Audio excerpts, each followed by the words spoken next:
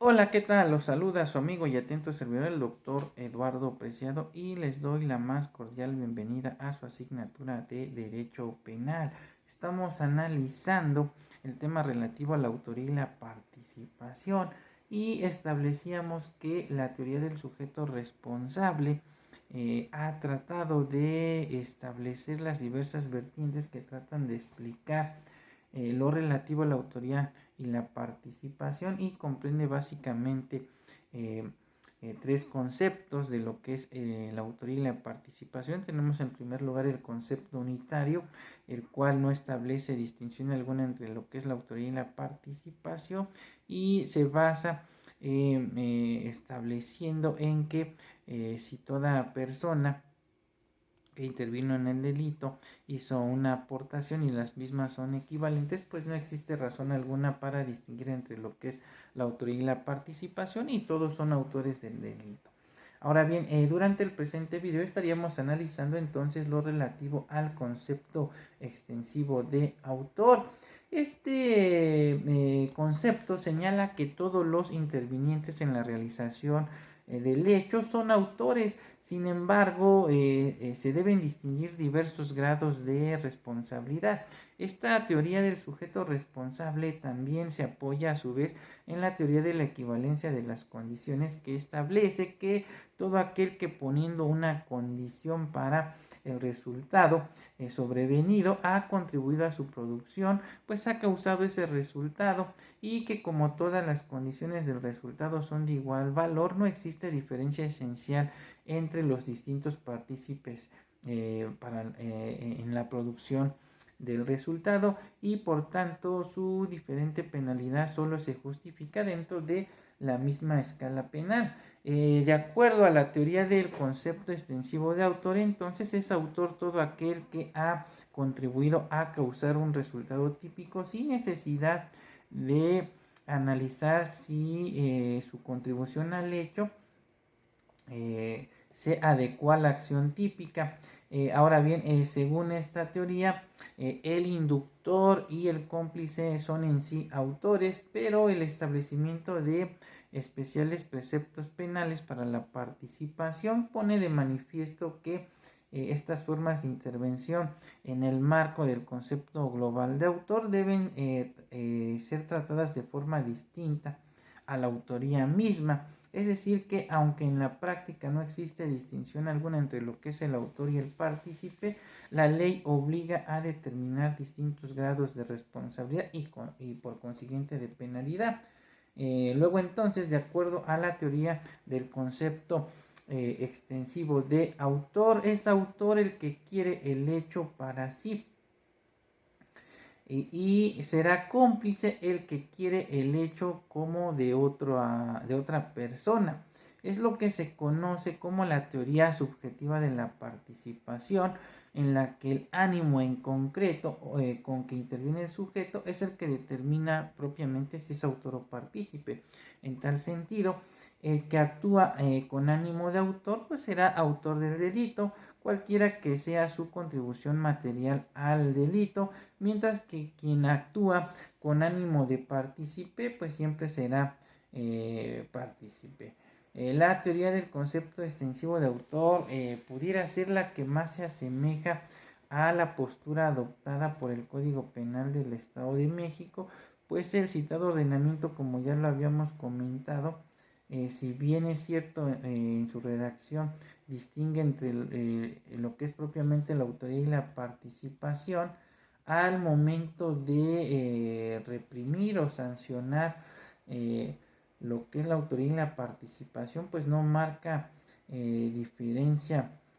alguna. Eh, por lo que el precepto en comento pues difiere de lo que al respecto disponen tanto el Código Penal Federal como el de la Ciudad de México. Dado que estos ya lo habíamos comentado con antelación, sancionan a la autoría con la sanción prevista para el tipo penal, mientras que al partícipe se le aplica una pena atenuada de hasta tres cuartas partes de la pena. De ahí que se llega a establecer entonces que el concepto que adoptó el Código Penal del Estado de México es la del concepto extensivo de autor, dado que este último, en forma análoga al concepto unitario de autor, se basa en la teoría de la equivalencia de las condiciones, por lo que todo aquel que, poniendo una condición para el resultado sobrevenido, ha contribuido a su producción y ha causado este resultado, y que como todas las condiciones del resultado son de igual valor, por lo que no existe diferencia esencial entre lo que es el autor y el partícipe, eh, pues entonces lo único que hace diferente estas figuras es su penalidad, y que ésta solo se justifica dentro de la misma escala penal, es decir, todos son sancionados por igual, sin importar si son autores o partícipes, salvo que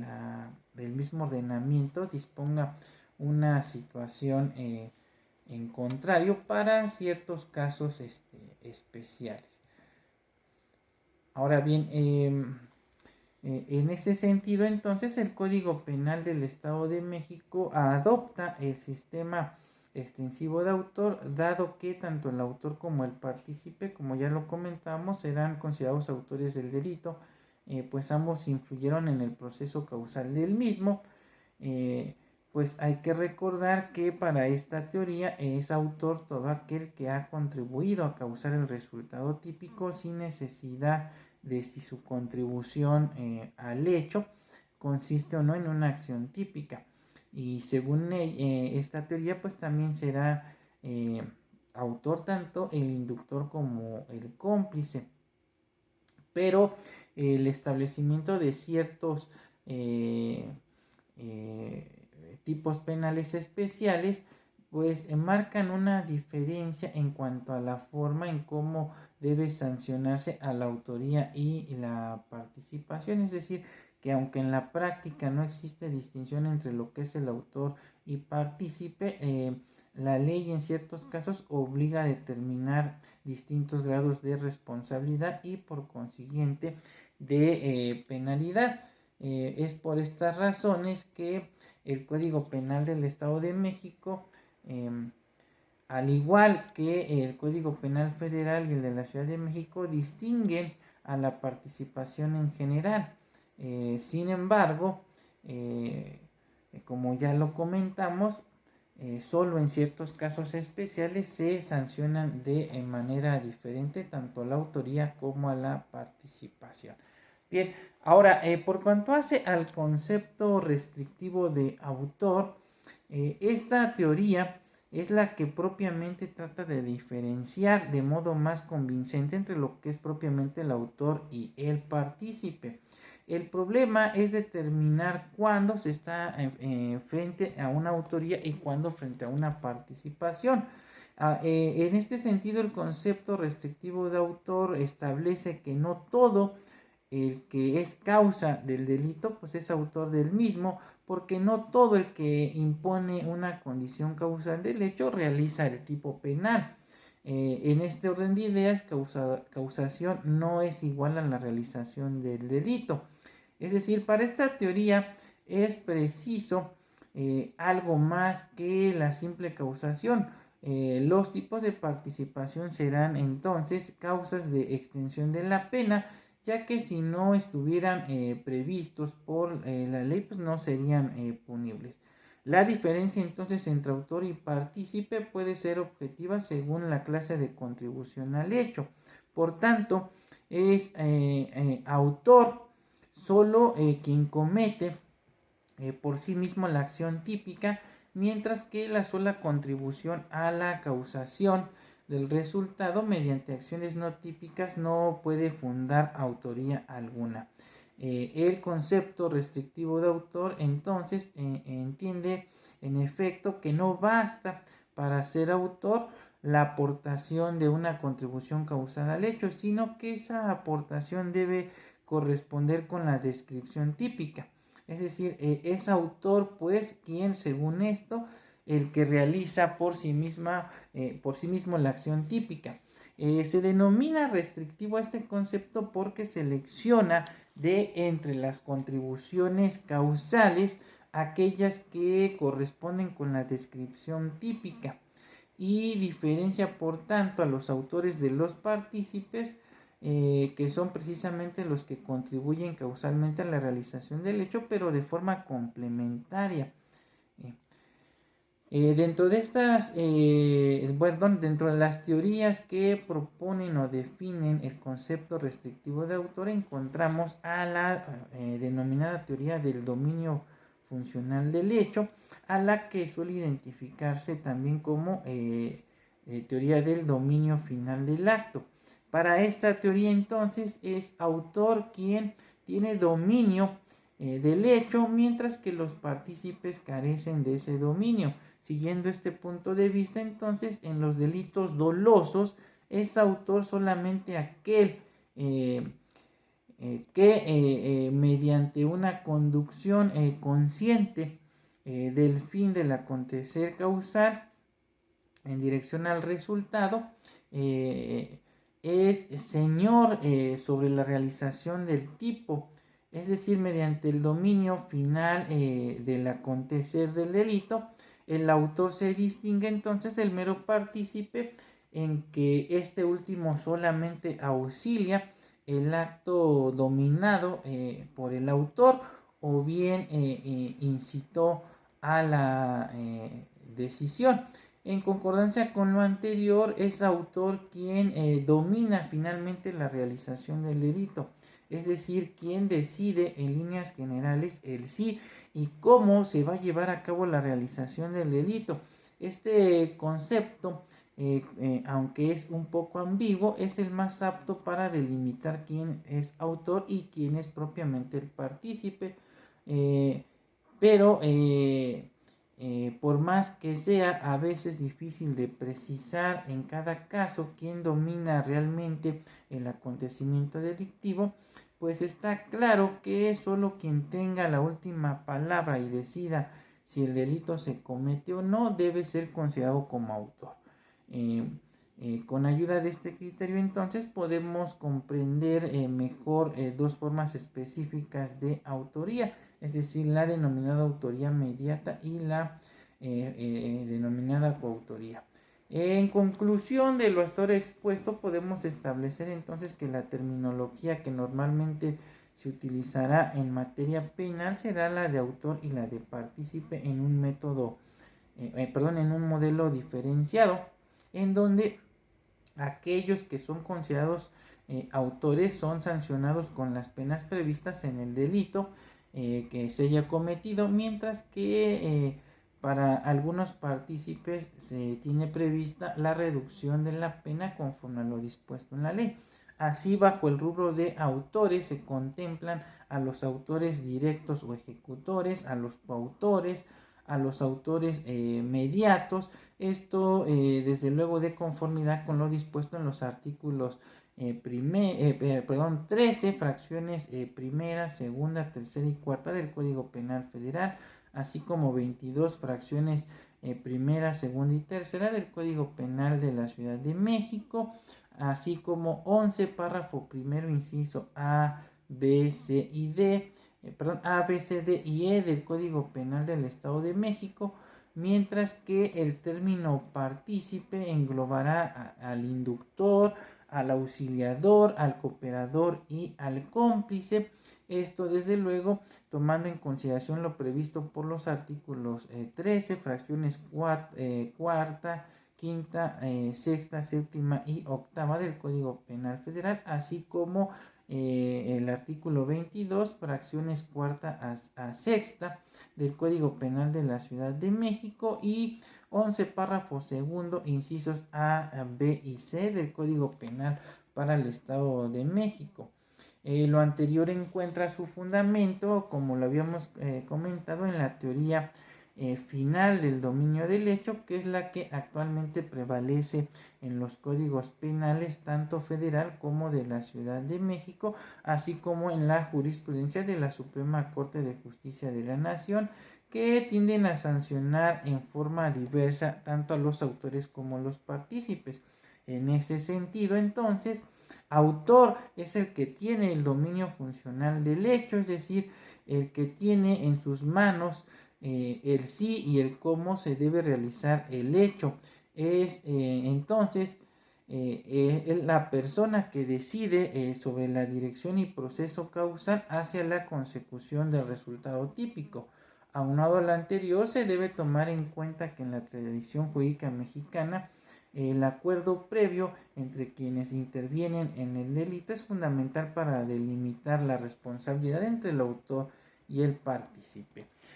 ¿Cómo se puede apreciar entonces? En la mayoría de las legislaciones mexicanas se puede diferenciar propiamente entre lo que es el autor y el partícipe, tal y como acontece en el Código Penal Federal, así como en el Código Penal de la Ciudad de México, salvo sus excepciones, tal y como acontece en el Código Penal del Estado de México y en el de Oaxaca, donde inclusive la legislación penal no marca diferencia alguna por cuanto hace la punibilidad de los sujetos interventores del delito, es decir, el autor y el partícipe. Sin embargo, como ya lo vimos tanto en el Código Penal Federal como en la Ciudad de México, sí hay diferencia de punibilidad entre uno y otro, pero en ciertos delitos la pena se agrava por ser cometidos por sujetos que se han organizado previo y permanentemente para realizar, es decir, cuando actúan eh, cometiendo delitos relacionados con delincuencia organizada, y por ende se llega a sancionar simplemente la reunión de 3 o más personas con el fin de delinquir, como es en el caso de la denominada asociación delictuosa. Ahora bien, en materia penal, la culpabilidad viene a requerir la concurrencia en el actuar ilícito, por definición de un acto humano, de cierto factor psicológico que permita fundar un juicio de reproche del mismo. En estos días el sujeto agente debe presentar este factor subjetivo, que puede adoptar dos modalidades según la intensidad con que incidan los elementos cognitivos y volitivos en la conducta infractora, oscilando entre lo que es el dolo o la simple negligencia o culpa, con todas sus posibilidades intermedias.